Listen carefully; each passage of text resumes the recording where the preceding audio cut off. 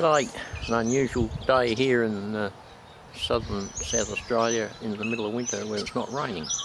Anyway, the reason why I haven't posted a video for a while is I've been a little bit busy, and this is why. Now, apart from being busy at work, I've been busy at home. Building a new workbench here. Got all this spare board here in front of it, but don't worry about that. This high bench here for standing at, that's for working on all things mechanical, getting all the tools set up on the wall so that we can do a bit of restoration work on things like these old bikes sitting here that have been gathering dust for God knows how long. Got a little Yamaha there and the little Honda Twin, 125 Twin. We'll get to them at some stage once we get organised here.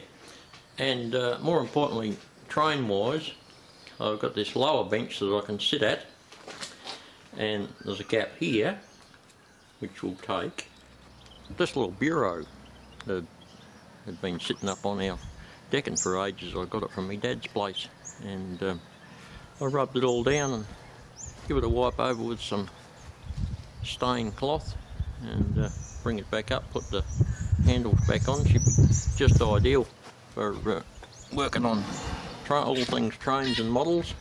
Little cubby holes for putting stuff, and the low benches will be the same height as the side here.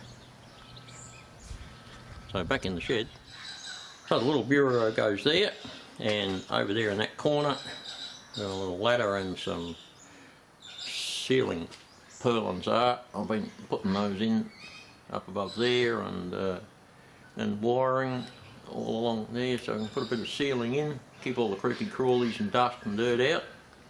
Anyway, another bench goes there which will be the same height as this fella here, so I can work on all my models and trains.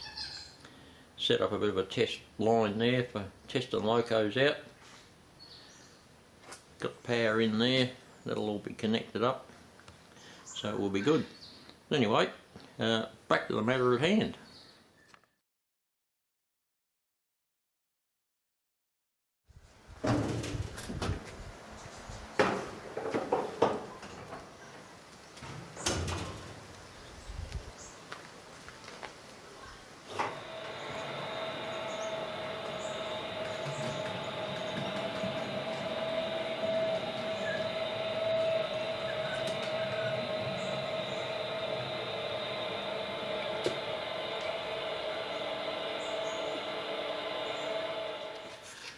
Right, so we're going to make this little maintenance away depot here, and I've got hold of this nice little, well, I've had it for years, little plastic kit, and it's basically okay, but it needs detailing up, and the little base for the front end of the shed is okay.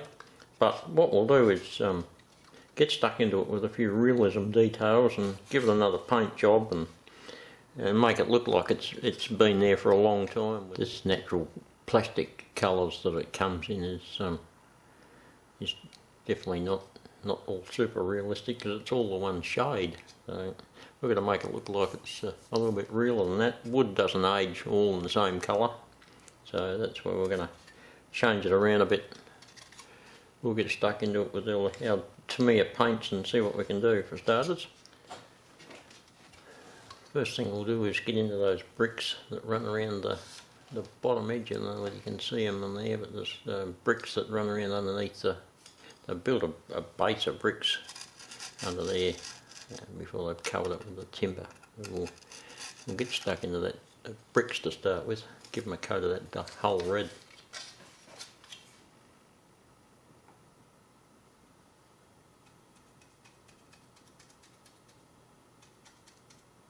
Because we'll be going over any overbrushes even.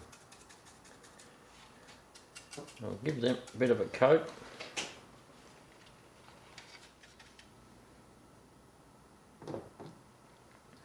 I'm using stuff here called khaki drab, which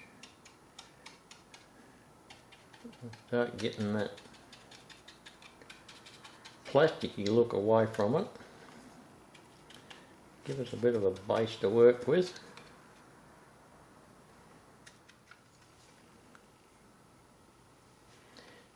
We could even put a bit on that roof while we're at it.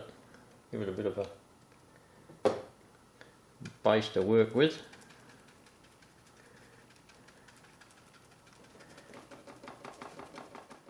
It's starting to look a bit better already. Right, we might let that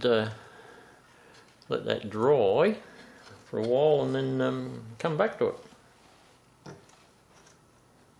We'll put a bit of a coat of this stuff on there to start with.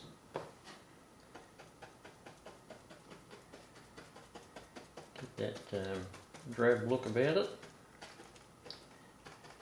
Not too much in maintenance sections of railways, is nice and shiny.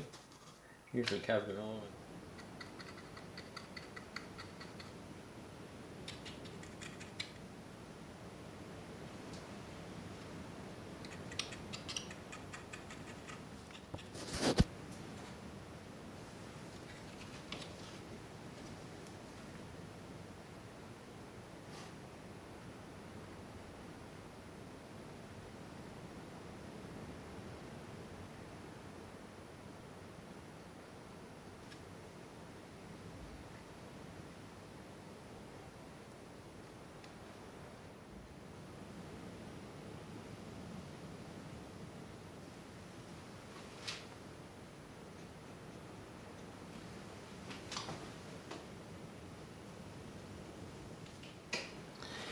Get those barrels, get that up in there.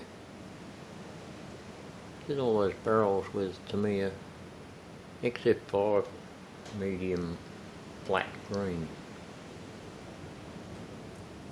Best to use matte colours and all this sort of stuff because most things aren't shiny in real life,